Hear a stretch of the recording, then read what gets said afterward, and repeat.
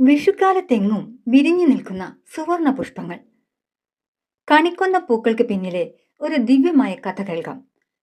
ത്രേതായുഗത്തിൽ ശ്രീരാമചന്ദ്രൻ സീതാദേവിയെ തേടി യാത്ര ചെയ്യുകയായിരുന്നു. ഈ യാത്രക്കിടയിൽ ശ്രീരാമൻ ബാലിവധത്തിനായി ഒരു മരത്തിന്റെ പിന്നിൽ നിന്ന് അമ്പെയ്തു. ആ മരമാണ് പിന്നീട് കൊന്നമരം എന്നറിയപ്പെട്ടത്. ജനങ്ങൾ ആ മരത്തെ ബാലിയെ കൊന്ന മരം എന്ന് വിളിച്ചു തുടങ്ങി. ഇതിൽ ദുഃഖിതനായ മരം ഭഗവാൻ ശ്രീരാമനോട് പ്രാർത്ഥിച്ചു.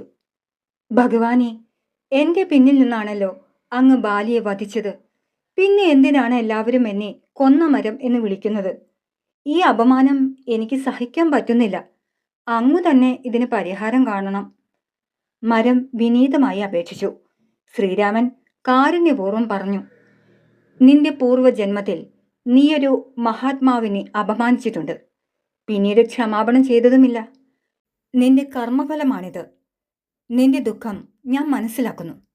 ഭാവിയിൽ നിനക്കൊരു പുണ്യസ്ഥാനം ലഭിക്കും. സമയമെത്തുമ്പോൾ നിന്റെ ഈ ശാപം അനുഗ്രഹമായി മാറും. കാലങ്ങൾ കടന്നുപോയി. കലിയുഗം ആരംഭിച്ചു. പരബ്രഹ്മസ്വരൂപിയായ ശ്രീകൃഷ്ണൻ ഭൂലോക വൈകുണ്ഠമായ ഗുരുവായൂരിൽ എഴുന്നള്ളിയിരുന്ന കാലം.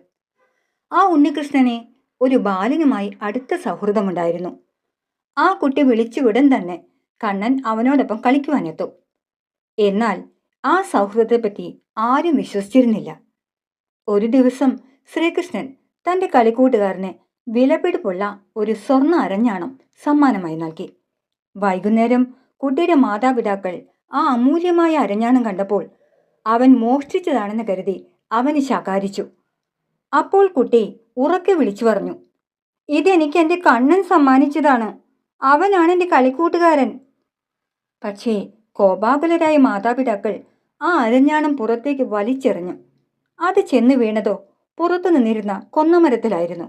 ഉടൻ തന്നെ ആ മരമാകെ സുവർണ നിറത്തിലുള്ള മനോഹരമായ പൂക്കളാൽ നിറഞ്ഞു.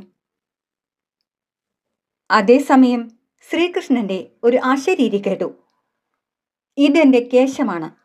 ഈ സ്വർണ്ണ പുഷ്പങ്ങളാൽ അലങ്കരിച്ച് എന്നെ കണി കാണുമ്പോൾ എല്ലാവിധ ഐശ്വര്യവും സമ്പൽ സമൃദ്ധിയും ഉണ്ടാകും. ഈ പൂക്കൾ കണി കാണുന്നവർക്ക് ജീവിതത്തിൽ ദുരിതങ്ങൾ ഉണ്ടാവുകയുമില്ല. അങ്ങനെ ശ്രീരാമന്റെ വാക്ക് നിറവേറി. കൊന്നമരത്തിന്റെ ദുഃഖം മാറി. ഇന്നും കൊന്നപ്പൂക്കളില്ലാതെ മലയാളിക്ക് വിഷുക്കണി പൂർണ്ണമാകില്ല. കണിക്കൊന്ന കേരളത്തിന്റെ സംസ്ഥാന പുഷ്പവുമാണ്.